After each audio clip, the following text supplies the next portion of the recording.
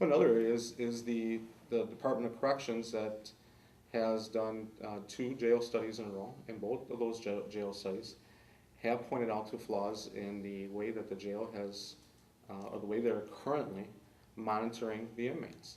They make recommendations that we need to do more consistent checks of inmates. But yet, if you look at the track history of the county jail, it has been in a very, historically, a very safe place for an inmate to be. If it's not broke, why fix it? Why are you mandating, or at least heavily implying, that you are holding yourself liable by not conducting more frequent checks of inmates when the current system seems to be working just fine? Instead of, as it was done in my perspective, passing that to the county board and saying, we need more staffing, I say you take that back to the Department of Corrections and say, leave us alone.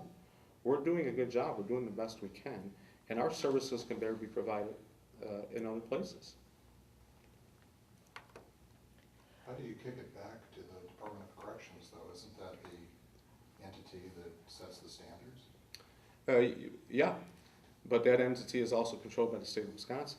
So you work with your legislators, and you work with the Department of Corrections on having them, if that is a state advisement of policy, where are they getting that information from? If they're getting it based upon a regional area, and if we're lumped into the regional area with other jails that are poorly managed, and they're making assumptions, or they're basing it upon regions in which inmates are being assaulted or not cared for properly, again, don't have a shotgun approach.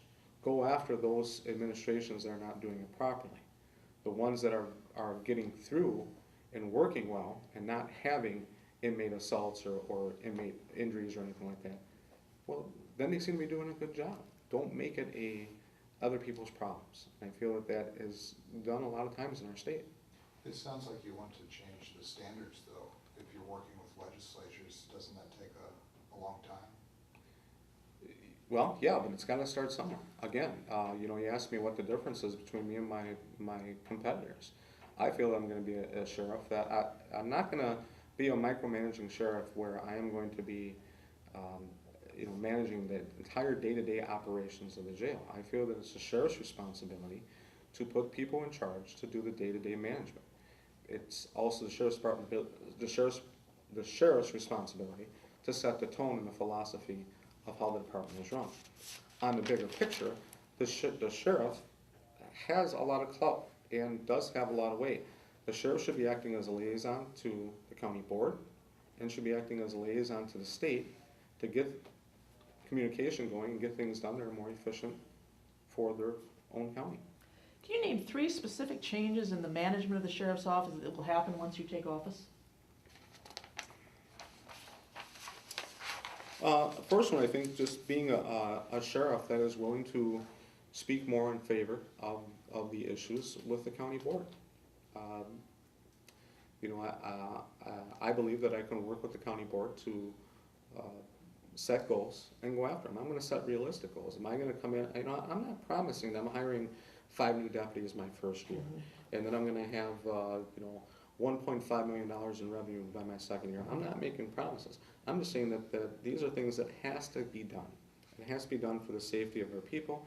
It has to be done in order for the jail to make more financial sense for the taxpayers. So the first answer would be is that to be a sheriff who works hard with the county board to get the things done.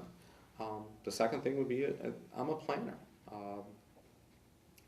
I will set realistic goals, and I will have people in my administration and people within the sheriff's office that hopefully they see that these are mutual goals.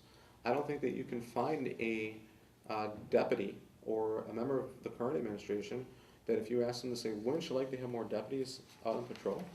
I don't see that you'd find any person that would say, no, I disagree with you. So I think by planning and setting realistic goals and having them work with you to accomplish them would be the second thing. Third is that I believe I'm personable.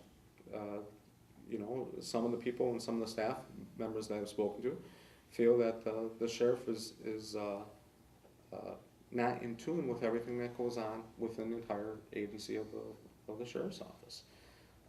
I gave a talk to the Deputies Association a couple weeks ago. One of the jailers in attendance asked me if I've ever toured the jail, and I said yes, I've toured the jail.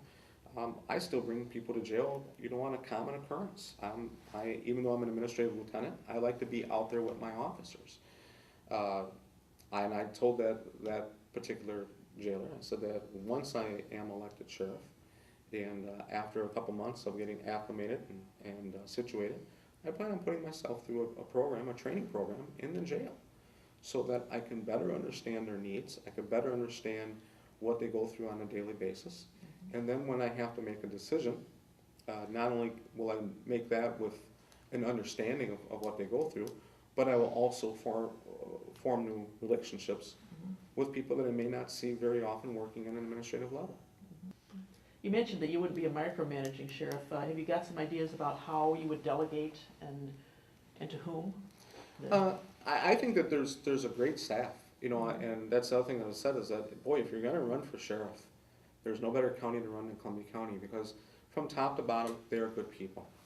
They are hardworking people, they are honest people, they are people that really do take an interest in providing good services to the county.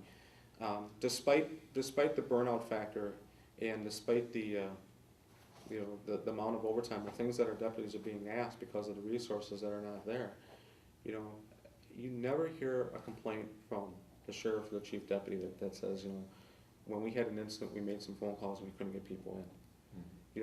Officers, deputies, jailers, dispatchers, if there's a need, they come running. So to step into that environment, I would really look forward to that, because I know I would surround myself with really good people. And again, I feel that some of the things that have not been accomplished is partially because the sheriff needs to take a bigger step forward into the county board arena and into the state arena to get some policies accomplished and some changes made.